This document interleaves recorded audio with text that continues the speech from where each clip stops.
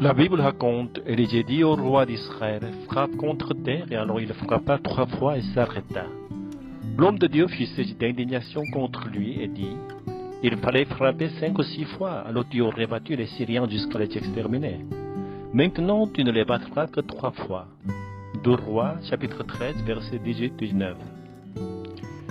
Élisée donne à Joas un plan de Dieu pour non seulement vaincre son ennemi, mais éliminer définitivement une menace future.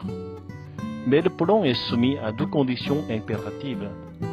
D'abord, Joas doit être pleinement obéissant. Ensuite, il doit agir avec passion. Joas passe le premier test mais échoue au second. Il obéit à l'homme de Dieu mais il ne va pas assez loin, il ne met pas tout son cœur ni toute son âme. Bref, il se contente de le minimum vital. Peut-être était-il fatigué ou distrait. Peut-être n'a-t-il pas bien écouté les instructions du prophète. Peut-être pensait-il qu'une obéissance de pure forme allait suffire. La Bible ne le précise pas. En revanche, on sait qu'il a renoncé au meilleur de Dieu parce qu'il n'était pas assez passionné. Voilà une bonne leçon à retenir. Il ne suffit pas de dire « j'ai obéi au Seigneur ». On doit lui obéir avec enthousiasme de peur de compromettre l'avenir et ne pas vivre la plénitude de ses plans.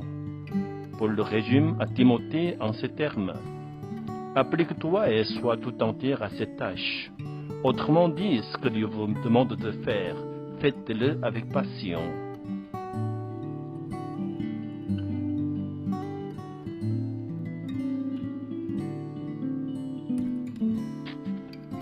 David a écrit, « Mon cœur brûlait au-dedans de moi, dans mon gémissement un feu s'allumait, et la parole est venue sur ma langue. Éternel, fais-moi connaître ma faim. » La passion est comme le feu qui s'éteint si on ne l'entretient pas. Jusqu'où êtes-vous sincère pour servir le Seigneur? Avant de répondre, méditez ces versets.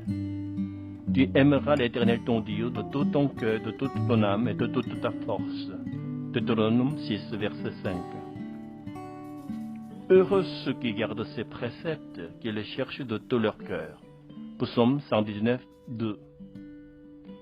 Confie-toi en l'Éternel de tout ton cœur et ne t'appuie pas sur ton intelligence.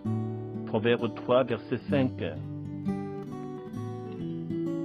Vous me chercherez et vous me trouverez, car vous me chercherez de tout votre cœur.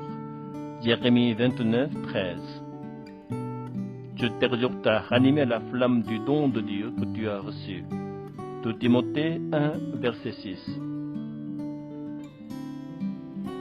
Retourne dans ta maison et raconte tout ce que Dieu t'a fait. Il s'en alla et publia par toute la ville tout ce que Jésus avait fait pour lui.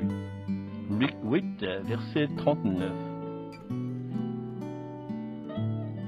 Puisque vous aspirez aux dons spirituels, que ce soit pour l'édification de l'Église, que vous cherchiez à les avoir en abondance. 1 Corinthiens, chapitre 14, verset 12. C'est à cela que je travaille, en combattant avec sa force qui agit puissamment en moi. Colossiens 1, verset 29. Oubliant ce qui est en arrière et tendant vers ce qui est en avant, je cours vers le but pour obtenir le prix de la vocation céleste de Dieu en Christ Jésus. Philippiens 3, verset 13-14. Tous ces versets peuvent se résumer en une phrase. Soyez passionnés par ce que Dieu vous demande de faire.